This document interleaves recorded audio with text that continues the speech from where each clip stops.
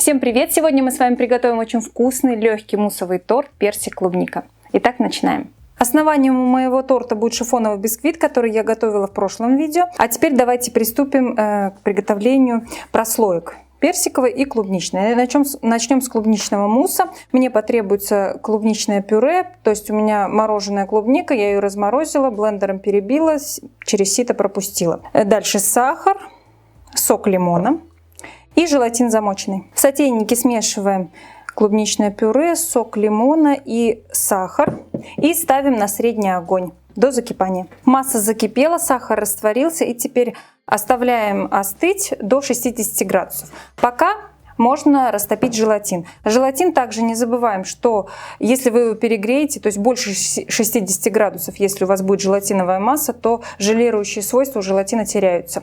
Я буду растапливать желатин в микроволновке. Можно это сделать и на водяной бане, либо на плите. Так, смешиваем желатин с клубничной массой, примерно обе массы одинаковой температуры, и оставляем остывать до комнатной температуры. Масса остыла у меня до 26 градусов, вполне достаточно.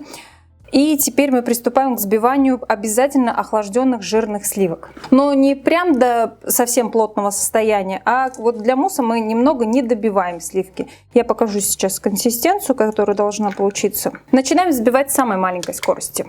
И постепенно будем увеличивать. Вот, не плотное, но и уже не жидкое состояние сливочной массы. Теперь смешиваем клубничную нашу жидкость со сливками.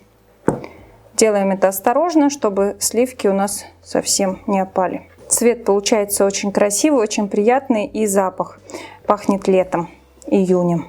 Как раз у нас скоро сезон клубники. Свежей пока клубники у нас не продают в магазинах, но этот торт можно и замороженный делать. Когда будет свежая, конечно, свежую лучше использовать. Мне кажется, аромат будет более выраженный, клубничный. Берем форму резак 16-сантиметровую. Затягиваем одну сторону пищевой пленкой и переносим полностью туда наш мусс. Как пахнет вкусно, сил нет. Все, отправляем в морозилку до полного застывания. Теперь приготовим персиковое компоте. Мне потребуются персики консервированные, сироп от этих персиков, желатин замоченный и сахарная пудра. В сотейнике мы смешиваем сахарную пудру, сироп и персики. И нагреваем на среднем огне до 60 градусов. Сахарная пудра как раз растворится. В это время желатин можно отправить в микроволновку, также растопиться. И теперь смешиваем обе массы примерно одной температуры до 60 градусов, чтобы они были. Все хорошо перемешиваем и выливаем в форму. Форма такая же 16-сантиметровая, это форма резак. Также пленкой застелила одну сторону. Выливаем сюда наше компоте. Даем немного подостыть и отправляем полностью доску с формой, отправляем в морозилку, полностью заморозится. Когда все заготовки наши подморожены, мы можем приступить к приготовлению основного мусса. Мне потребуются желтки, желатин, замоченный в воде, молоко, сахар и ванильный сахар я сюда добавила, и жирные сливки. Молоко ставим на средний огонь и подогреваем его примерно где-то до 50-55 градусов. А пока взбиваем сахар и желтки. Добавляем молоко в желтки. Ставим чашу на паровую баню и держим там, постоянно помешивая до загустения. Как только начала смесь густеть, сразу же снимаем. Остужаем до 60 градусов, а пока растопим желатин в микроволновке. Добавляем в желатин нашу заварную основу. Все хорошо перемешиваем и оставляем остужаться до комнатной температуры. Остудили заварную массу и теперь будем взбивать охлажденные сливки. Начинать взбивать будем с самой маленькой скорости, постепенно увеличиваем и также опять немножко не добиваем. Все достаточно, и теперь добавляем сюда заварную основу и на самой медленной скорости перемешиваем. Поможем немного миксеру. Наш мусс готов, переносим его в кондитерский мешок, так будет удобней.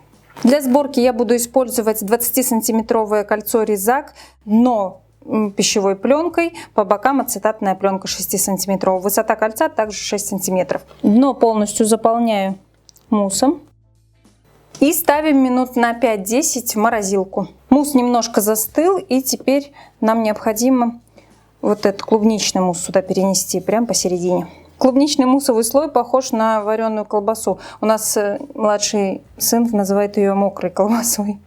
Прям один в один. Заполняем бортики муссом.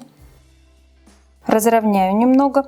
Я не хочу, чтобы был слишком большой слой, вот этот белый, между двумя слоями, между персиковым и клубничным. А так, в принципе, по желанию можно делать слои.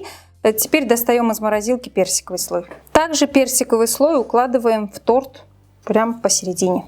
Тонкий слой мусса нанесли на компоте, и теперь шифоновый бисквит. Он у меня буквально 0,7 мм корж. Диаметр его 18 сантиметров. Выпекала я в форме 20 сантиметров. Но они по факту получаются от 18 сантиметров. Придавливаем. Часть мусса, возможно, начнет выступать вот здесь по бокам. Мы ее потом уберем. Все, разровняли и отправляем в морозилку от 7 до 15 часов. Это время для всех муссовых тортов, то есть смотря какой он у вас высотой и по объему. Я думаю, на ночь отправим, вполне будет достаточно. Подмерзший торт подготавливаю к велюру. Всю ночь он у меня стоял в морозилке. Снимаем кольцо аккуратно, подогревая его. Можно руками, можно феном, лучше руками. Постаралась скрыть свои же ошибки.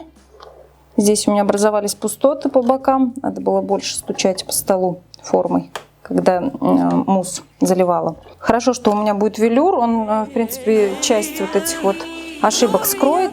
Если бы была глазурь, конечно, это было бы большой ошибкой. А так, в принципе, ничего страшного. Сейчас пройдусь теплым мастихином по торту, чтобы более ровненький он был. И опять отправлю в морозилку где-то примерно на полчасика, а потом начну велюрить. Все, не буду больше мучить торт. Немного, конечно, меня это расстроило. Ну ладно, посмотрим, какой получится результат. Отправляю в морозилку, а пока готовлю велюр. Начинаю велюрить мой неидеальный торт. Я надеюсь, все пройдет хорошо. Цвет я буду использовать желтый, жирорастворимый краситель. С предыдущего торта у меня оставался велюр, и я сделала переход цвета от зеленого к желтому, и это скрыло все вот эти вот недочеты, которые у меня были на поверхности, на боковой. Все, что не делается, то к лучшему. Оказывается, скрыть вот такие вот ошибки можно с помощью перехода цвета. Добавляю сюда шоколад. Это у меня темперированный шоколад. С помощью него я сделала вот такую вот шоколадную открытку. И кладем на торт. Добавлю еще посыпку бабочки. Прикрепляю ее также на шоколадах бабочек. Все, мой летний торт готов. Я, как всегда, желаю вам удачи в ваших начинаниях. Всего вам самого-самого доброго.